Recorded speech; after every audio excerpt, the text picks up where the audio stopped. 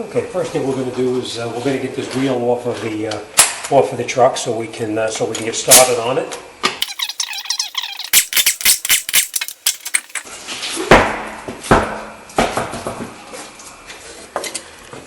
All right, first thing we're going to do is we're going to come over here. We're going to remove the Cotter Pin right here on the axle. We're going to take this nut off, and then we're going to take that nut out right there. We're going to remove the bolts on the caliper here and here, and we're going to take this and just move it off to the side for now. We're going to support it. We're not going to let it hang. And let's grab some stuff and get started on it. Now, let me just show you a couple of tools you're going to be needing. You're going to need a large pry bar, a ratchet, screwdriver, some sockets, a pair of cutting pliers, and a couple of sockets. I have 1 1/4, 13/16, and a couple others too. I got like a 30 millimeter. We're going to have to see what size nut this is right here. All right, first thing we're going to do is we're going to remove these bolts here. We're going to take this caliper off and relocate it. So this one and this one we're going to remove and take the caliper off. And then we're going to hang the caliper by a piece of wire up and out of the way. There's 2 bolts out in the back. Most of the time those bolts in the back, they're either 13 or 14 millimeter. In this case here, maybe you're 12 millimeter, which it is. All right, you just take those 2 bolts out, and we'll just relocate the caliper off to the side.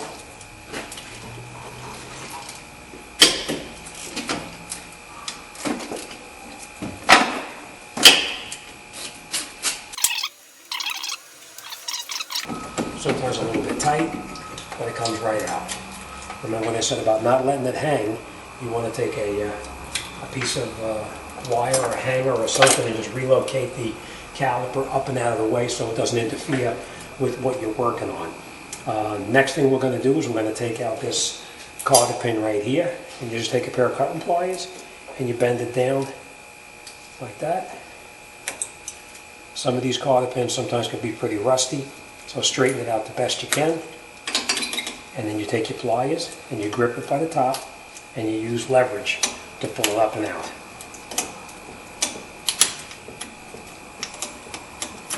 Right? And then we just take that little lock tab off the top of it. And we're going to need to reuse that also. And then we're going to take this nut out right here. This is 1 1/4 by the way. Now, if you don't have an air gun, you can use a breaker bar or a very large ratchet to get it off, but in this case I am going to use the air because it is a little bit quicker.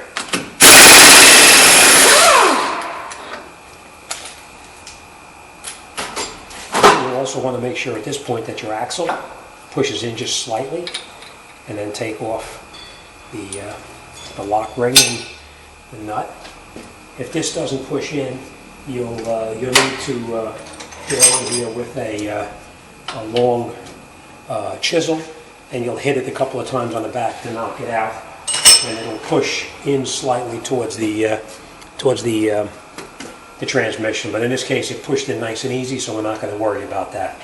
Next thing we're going to do is we're going to take out these 2 bolts up on top of the where the strut goes into the steering knuckle.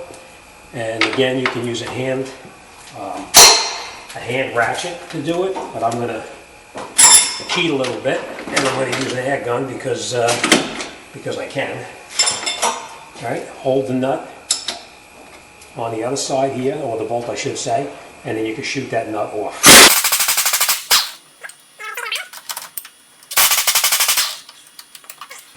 Now, sometimes you're going to find that these bolts are actually frozen and you can't move them, which is the case in these.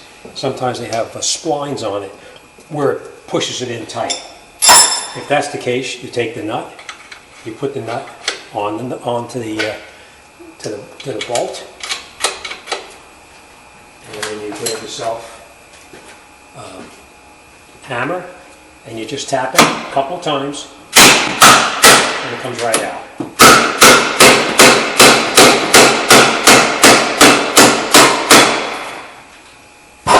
Now once you have them pushed out, then you can take the nut back off and you can take it out the rest of the way. Now I'm going to show you what I mean about the splines that are on that bolt. See what happens here?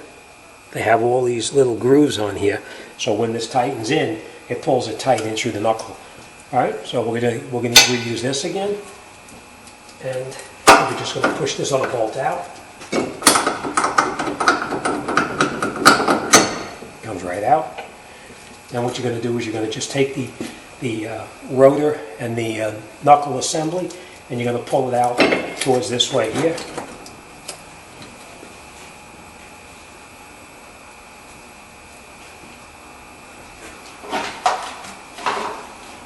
Just to keep this rotor from bouncing around, I'm going to just put a nut on this just to hold the rotor in place. Now you may want to take your brake pads off so that they don't fall out later on. I'm not going to, but if they fall out, I'll put them back in later. All right, you pull this out from the strut, and you push in with your finger at the same time, and you can pull the axle out through the back. What I'm going to do, I'll take it down the bottom here and I'll show you what I'm going to do next. You're going to have a bucket down underneath the bottom, and then what we're going to do is we are going to come up underneath here with a pry bar, and we're going to get behind the axle in here, and we're going to pry it out. So let me do that and you can see how it goes.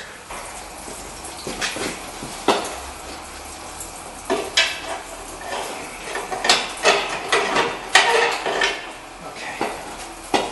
So remember what I told you about putting a bucket underneath there, because sure enough, this is leaking fluid pretty good. And then after you pop it out of the trans,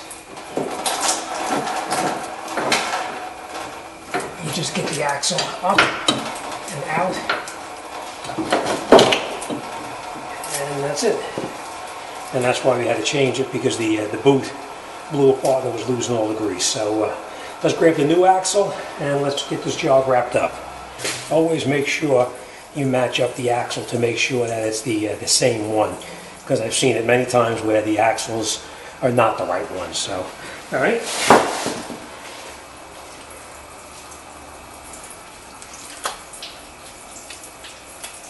Okay, the way you put it back in is you just put it into that opening there where you previously took the axle out of.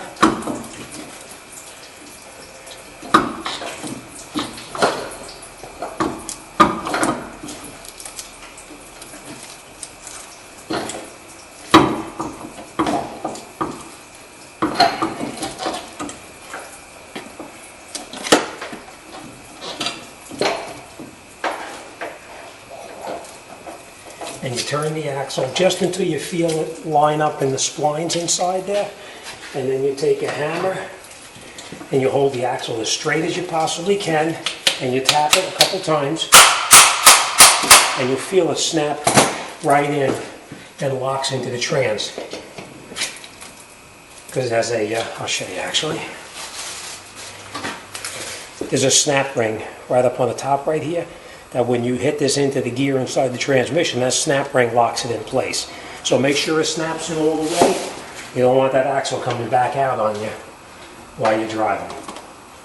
All right, so again, you're not sure it's in, tap on it, and you make sure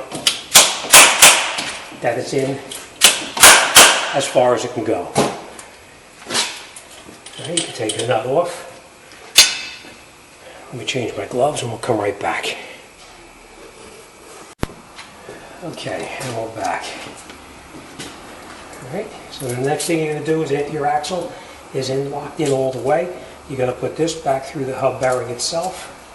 And the way you do that is you just line it up and pull your axle up, and you're mounting, and you take the axle and you turn the axle until you feel it line up with these splines over in here, and then you just rock it back and forth, and you'll see it lines right back up. and you see the axle shaft start to pull through here.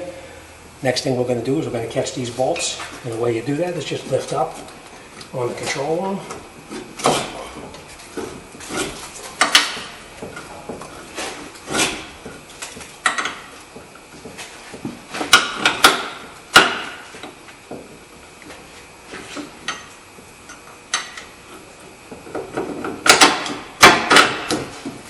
And you put your second bolt through the bottom. You may have to push in slightly to get the bolt in, but it goes right in. Then what we're going to do is we're going to put those two nuts that we previously took off back on.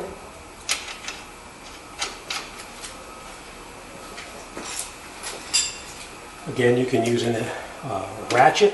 I'm using air because it's a little bit quicker. You hold the nut on this side with a wrench.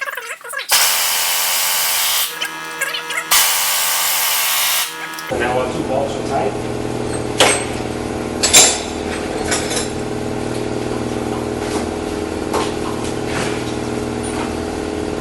Next thing we're going to do is we're going to reinstall the nut onto the axle. Now we know the axle came with the new nut, which is what we're going to use. Screw it on by hand as tight as you can, and then take your air gun or whatever means you're using, and you can tighten this in all the way.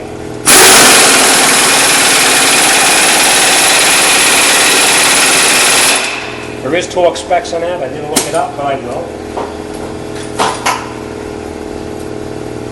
And last thing we're going to do is put that washer back on. This washer keeps this piece here from rattling around when you drive it. If this was loose on here, you'd hear a jingling noise all the time as you drive it. So make sure you use that washer back on there. And then you line it up with the groove, and you put your cotter pin back through it like that. Tap the cotter pin all the way through.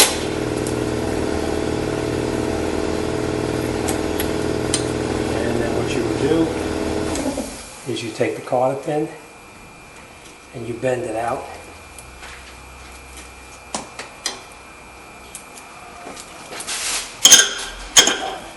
You take the cotter pin and you bend these pieces of the cotter pin out to the side. Same thing on this one here. Alright, then your axle is in.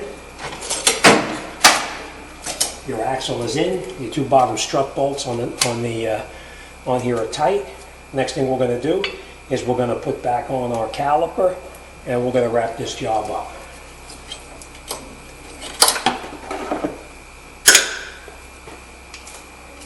Okay, put the caliper over the brake pads, and you just rock it back and forth, and you bring it back into where it belongs. And then you can catch your bolts by hand. Same thing on the bottom. And now we're just going to catch them by hand. After they're caught, then you get in here with the ratchet and you tighten them up.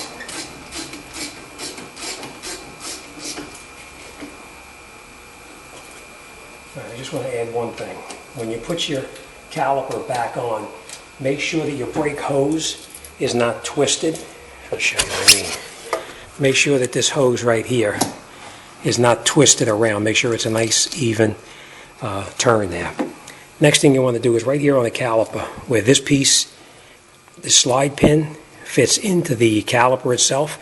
Make sure it's lined up the way it's supposed to. There's only one way it should go on there, and that's with this flat part on the bottom here up against the caliper, and then tighten it down all the way. So let's continue.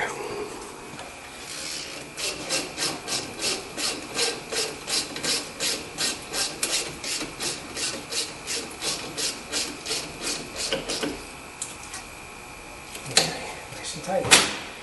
Okay, so let me just go over a couple things that we know here now. Just to confirm that everything is put back together properly. You tightened up your caliper hold down bolts, both of them. You tightened up your axle nut. There's a 1 1/4 inch nut.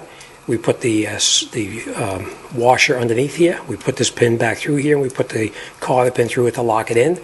We know that the axle is pushed all the way in as far as it can go into the transmission, and it's in as far as it goes. And our bolts are tight here on the caliper, on the bottom of the strut. Next thing we're going to do is we're going to put the wheel on. We're going to lower the vehicle down. And remember, we did lose some fluid down there in your bucket. So we need to check the transmission fluid level before we let this job go. Don't forget, subscribe, hit the bell to be notified of future uploads. As always, thanks for watching, and I'll see you on the next one.